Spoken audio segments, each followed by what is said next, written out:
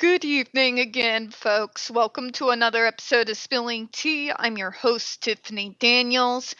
We are going back to that horrible world known as the JRC, but before we do, the usual disclaimers and a warning that I'm going to rant because we have one of my major pet peeves: JRC ignored any and all challenges to their word salad souffle. Repeat ourselves, including the medication that we have already clearly proven most is anti-epileptic medication. I cannot deal with these people. Um,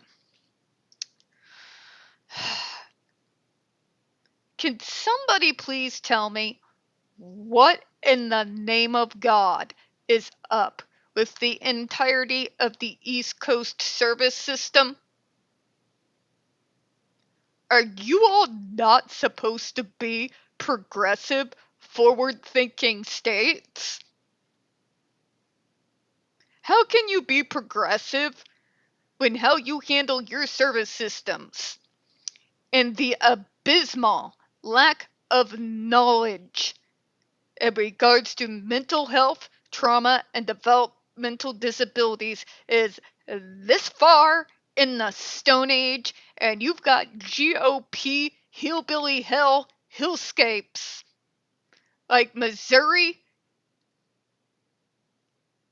beating you severely when it comes to service systems and how we handle things in the modern world, because oh my god, this is depressing. I'm going to show you why here in a second, folks. First, our disclaimers. If you're unfamiliar with the Stop the Shocks campaign or the campaign against the troubled teen industry, all the pertinent links are right there in the description box, including Autistic Hoya's massive archive, where we get the bulk of the material for this particular channel in regards to the JRC. Neuroclastic's article, where they interviewed over 800 ABA professionals in regards to the JRC's so-called behavior modification program. The article that got so much under the JRC skin that they threatened this very small, relatively new non-for-profit with a defamation lawsuit if they did not remove it from the website. Anytime the JRC, with their unlimited resources and way more power than any singular school should actually have in this field, then that usually tells me there's something in there they're terrified of us reading and finding out about. So please read the article. We got a link to Neuroclastics GoFundMe because unlike the JRC, we are not made out of money and do not have access to unlimited resources. Trigger warnings, folks. Speaking of, when we speak about places like the Judge Rotenberg Educational Center or Agape Boarding School for Boys, you're going to hear vivid descriptions of and catch clips or surveillance footage of people with mental health issues and disabled people being tortured and abused. If you got young children present, please utilize your headphones. New trigger warning. The individuals that we are dealing with are extremely primitive in regards to their service system. They don't even acknowledge in regards to behaviors that come out, especially when they intensify, that those things tend to happen when a child has gone through something traumatic. So please be prepared for that. I wasn't, and hence why there's probably going to be a rant after this. And then the third trigger warning. As always, folks, this channel is marked not for kids for a reason. We do use profanity. We speak on dark subjects. If your kids are 16 and younger and watching, parental supervision is advised. Now, we're going to read this whole paragraph here. And then you're going to see why I'm like seriously considering banging my head into like this wall, like right directly over here to my right, at least about 5 or 6 times so that hopefully I can pass out and forget the special level of heinous, hate-filled stupidity that I am being forced to violate my eyes to read and share with you all. In 2017, Melmark determined it could not safely treat EL, and his severe behaviors were not responding to their behavioral interventions. No shit! It's almost like behavioral interventions are not designed to deal with behaviors that are manifesting due to someone having gone through trauma. And it's almost like, in these situations, the best thing to do would to be seek services from places or individuals who actually specialize in that kind of care, services, and supports. ABA, whether it's the most extreme and insane version, like the JRC, or mainstream ABA as we know and loathe it, are not in any way, shape, or form considered viable treatments in regards to things that develop due to going through trauma. I have never even heard of those types of behavioral interventions ever being used to treat trauma and the behaviors that come from it. You want to know why? Because it's a completely different animal. Dual diagnoses exist. They do inform one another. That is very true. However, your general ABA analyst is not an expert in regards to worsening behaviors due to fallout of being a survivor of extreme trauma. It doesn't address those issues because it can't. There is no, that I know of, in regards to what we all know as behavioral interventions, more in the mainstream, that does.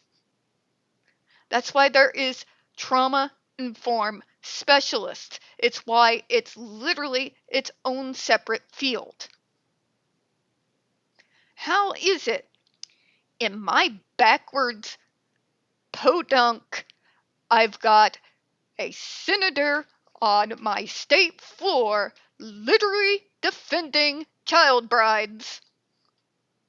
How is it that we, of all places, can comprehend and understand that in the circumstances being described about EL leaving the JRC, the behaviors that are being listed, how would we know that what needs to be done is to pursue supports, interventions, medications, the things needed to help deal with the trauma of having survived the JRC's violence for years,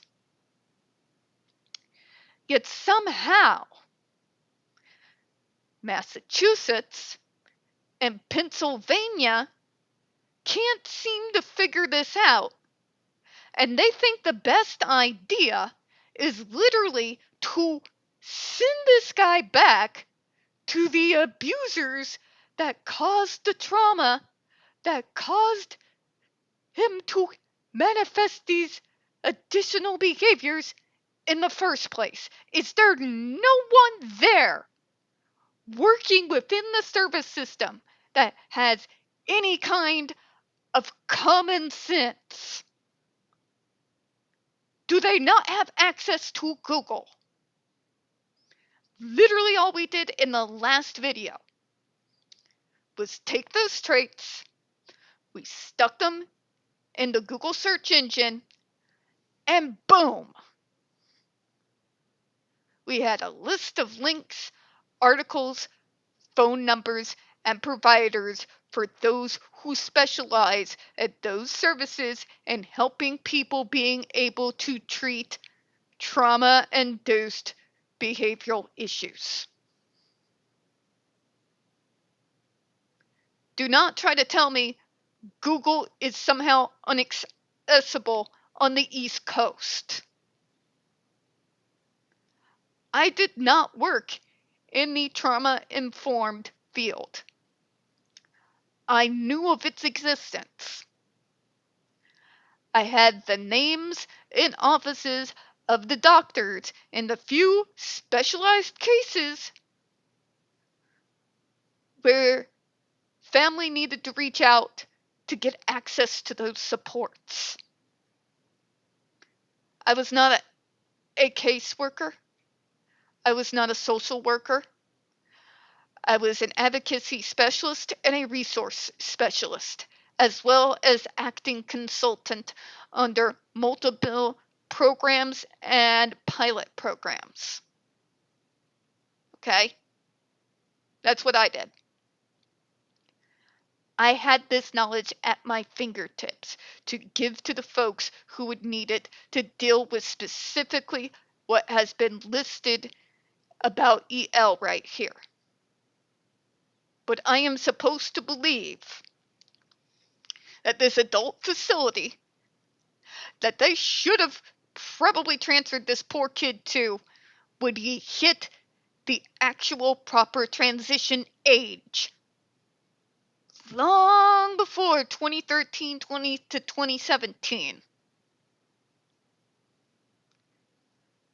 You really trying to tell me they didn't know the exact types of treatments and supports, or that they at least didn't have a handful of names for those who would know what types of supports he would need to work through the psychological damage caused by the JRC? Is that what you're trying to tell me here?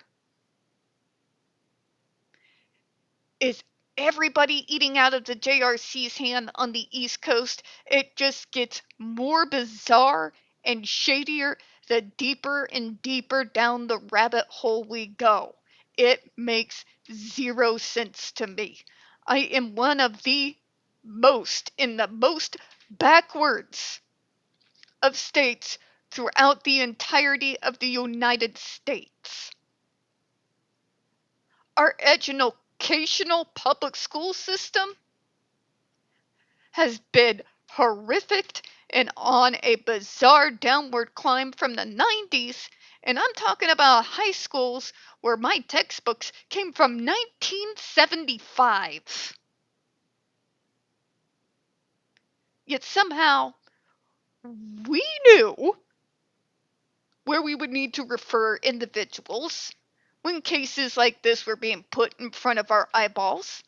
We understood that you couldn't just send someone like EL into another residential basic ABA program and expect that it was going to be able to handle all of his service needs, considering what he just came out of. That's why we had that active list. I had even a little binder for those areas that we did not have experts in within my regional state office that we could go to. It was color coded. God, I miss that little binder. I do love organization. You all have no idea. How was I able to have that and be able to refer these people where they needed to go with names, phone numbers, when called for and they needed help, could help them be assisted in setting up appointments, or in necessary cases, assist them in advocating and getting a referral when the case called for it? But somehow Pennsylvania and Massachusetts can't figure this out. All right, let's continue. EL was admitted to Mercy Fitzgerald Hospital, where he remained for months, isolated, hurting himself, mechanically restrained for extended periods of time, and medicated with Risperdal, Luvox, Haldol, Klonopin, Thorazine, and other powerful medications that sedated and chemically restrained them. This was the same list of drugs that we went over in a previous video. Only 2 drugs listed deal specifically in regards to self-injurious and aggressive behaviors. The other medications have to do with epilepsy.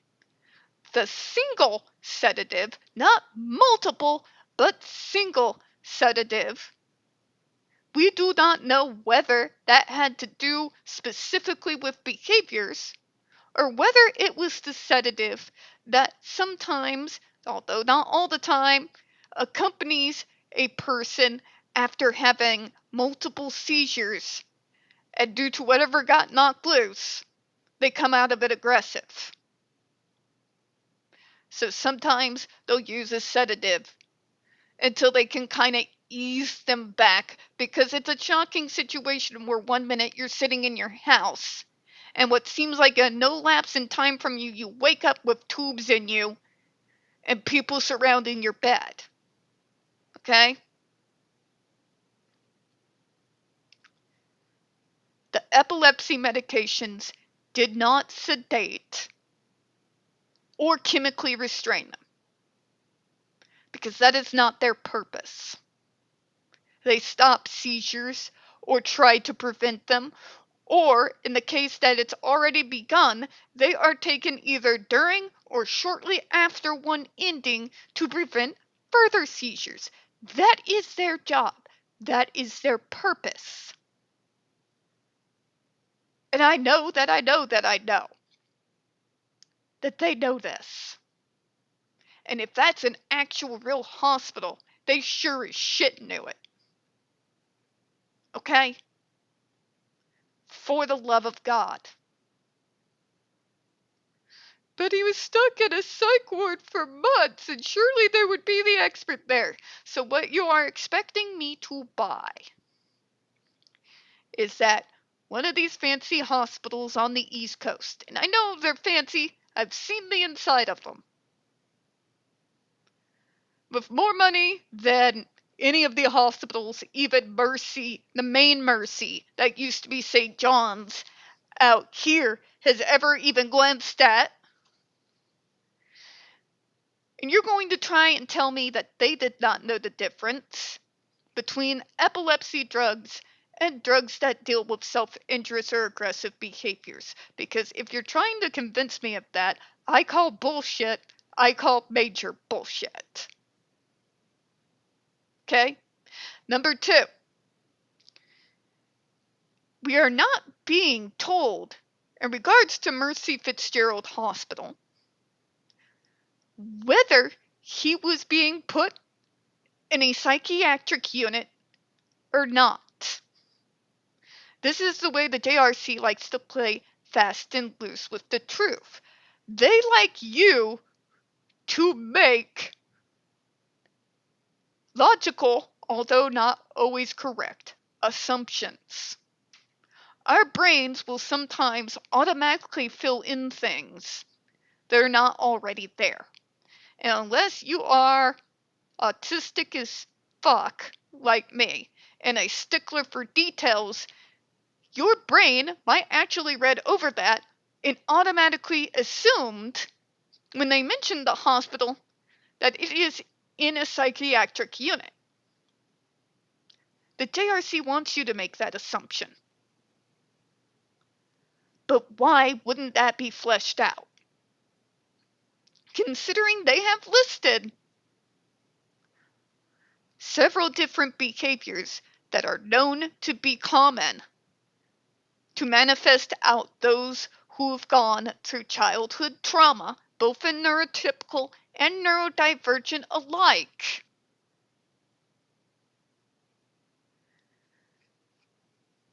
And that a person within a psychiatric unit would have not known those signs and understood that they needed someone who was an expert in regards to trauma-informed care.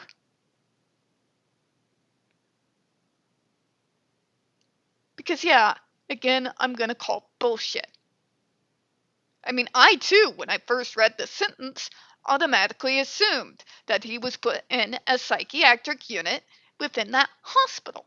But that logic doesn't make any sense because most of the psychiatric places out here that hold folks, and I do know this because of my ex, usually have at least one or two folks within the building that are experts in regard to trauma-informed care from people who've gone through childhood abuse who would know the signs. Yeah. So, I find it interesting that they say he was admitted to the hospital, but they do not say that he was in a psychiatric unit. But it feels like they want you to make that assumption. Because if you do, they feel like it somehow backs up their bizarre logic. But it doesn't. It really doesn't. And in fact, even were I to infer that and think that he went to a psychiatric unit, and all these people who are specialists didn't recognize that trauma-informed experts were what he's need, is not going to make my view of the service system that is covering the East Coast any better. It makes me stare at you all and wonder what in the name of God is wrong with your service system, because it sounds like you all need to be fired and it needs to be rebuilt entirely from scratch and bring in experts from everywhere else, even out here in my podunk state, so that it can make some kind of comprehensive logic and sense.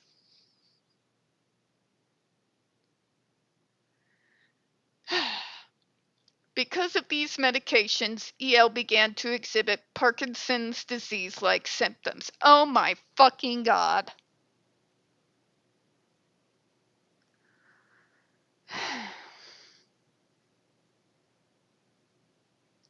I'm going to lay into a little bit of personal history with you all real quick.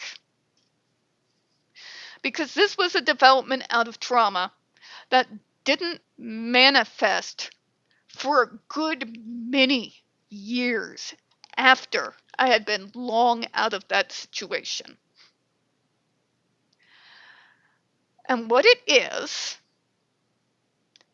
if I experience a very sudden, strong wave of emotion, whether it's anger or fear or joy or happiness, my body will begin to uncontrollably shake.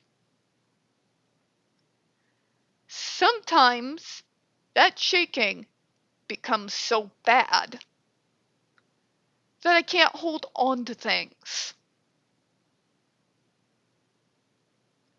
Came to find out that actually has quite a bit to do, apparently, with my particular anxiety disorder. One of the wonderful things that makes Paxil my little pink miracle pill is since I began taking it, I don't experience that anymore. And it was prevalent and getting scarier by the day. Those of us who have trauma have the immediate manifestations of behavior, nerve damage, because folks, when you go through psychological trauma, there are physical repercussions that will come out of nowhere and hit you at any age, no matter how long it's been or how much you've healed from that trauma as you age and get older. Talk about finding out and how unpleasant that was. I thought I was like having some weird diabetic thing.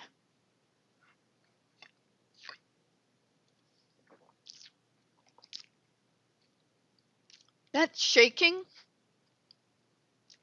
may not necessarily have anything to do with the medications he was on at all. Let's look at his situation here. He was at the same hellhole for decades. He's autistic, a middle-aged man who has a change forced on him. He is sent into a new area where these behaviors that manifested out due to years and years of trauma and suppressed emotions that did not have the supports and services that he needed to help him heal from that trauma. Okay? Now he's there a couple of years. And as usually happens when you have issues not being properly treated in a sane and humane manner, they got worse and worse to the point that they couldn't really deal with it anymore because they weren't the experts that he needed. Okay? So they put him in a hospital. Just the hospital. We are not told whether or not he was put into a psychiatric unit. If it was anything like my ex when he came out of procedure and then tried to physically assault 2 nurses and 1 doctor, that was fun.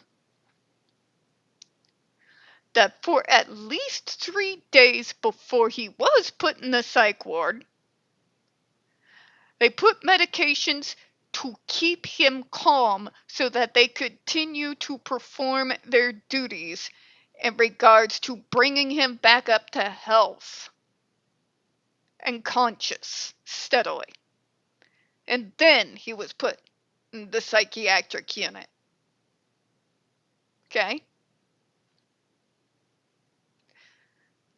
Then they pull up the same list of the exact same medications we have read through, including what they were prescribed for. Where literally only 2 of them had anything to do at all in addressing self-injurious or aggressive behavior. All the other medicines had to do with epilepsy. And then they are trying to sell us that he was so doped up and comatose and that somehow these medicines began to make him shake and was forcing him to have Parkinson's. If it makes sense, it sounds like none of that makes sense is because it doesn't. Now, let me address with medications. There are certain medications which I've learned to my detriment way too late that you should never mix. And they may cause shaking. Or if you develop a dependence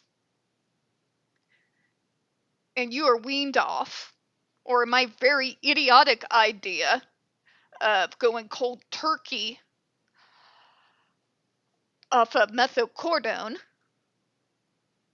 in which case, yeah, I was nothing but a giant sack of skin and bones with uncontrollable shaking for several days. That was fun. That could happen. Yes, that's true. It is also true, particularly with those of us who are autistic who've been through traumatic shit, that somewhere down the line, because of that psychological damage, and the fact that sometimes it can lead to anxiety disorder, and as we age, sometimes that anxiety disorder takes weird turns. I had the type of shaking that they're talking about here. I did not have Parkinson's.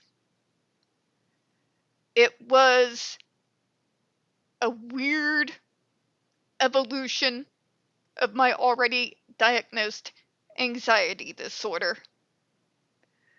married with my other diagnoses. And wouldn't you know it, the medication that they gave me to deal with it, that stopped the shaking and helped me remain sane enough to get my life back together in a coherent manner, stopped the shaking. It does not make me comatose. I'm not strapped to my couch over there, drooling and staring blankly at the ceiling. Crazy, right? It's the difference between when you're dealing with experts and people who, if they're not experts in that field, they at least are trained on the signs so that they can send you to the folks who are. Why, maybe I'm not rich and famous living at the Ritz, but as an adult living in a relatively decent upper blue collar apartment complex with 2 bathrooms, paying my own bills, handling my own medical, psychological, mental health, and various disabilities health care on my own, transportation, all of it. I would call that a relatively successful outcome. Because the people around me are sane. How not just the JRC, but literally everyone surrounding this particular case failed EL so spectacularly on every single level has completely not only blown my mind, but has irrevocably changed my view on the entirety of the East Coast, their service system, and how it seems to me they don't seem to treat people like me like fully realized human beings, but problems to be solved, put away so nobody has to see us or be annoyed by our presence. And I'm not gonna lie to you, it fucking stings.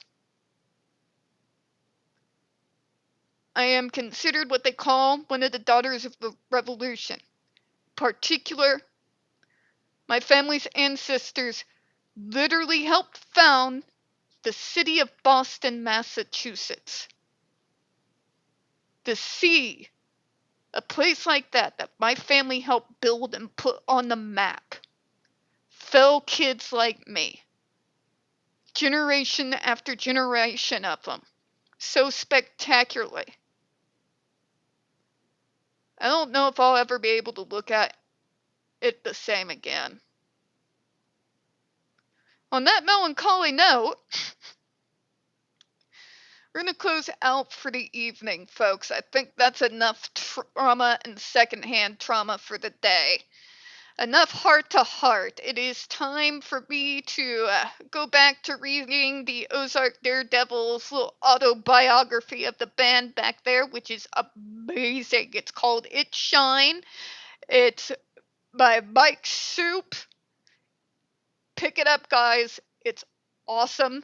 I love his storytelling, his humor. Just read it. You'll thank me later, alright? We don't get very many views on this channel. The few we do get do tend to get removed from time to time. Please don't forget to hit the like button, hit subscribe. Don't forget to hit the comments. I do appreciate your time. As always, folks, we here at Spilling Tea do hope you have a good one. I hope you all have a good night. And Caesar, we who are about to die salute you. One's work is never done, folks. Especially when it comes to dental work and finding a new primary care physician that I can actually stand by everyone.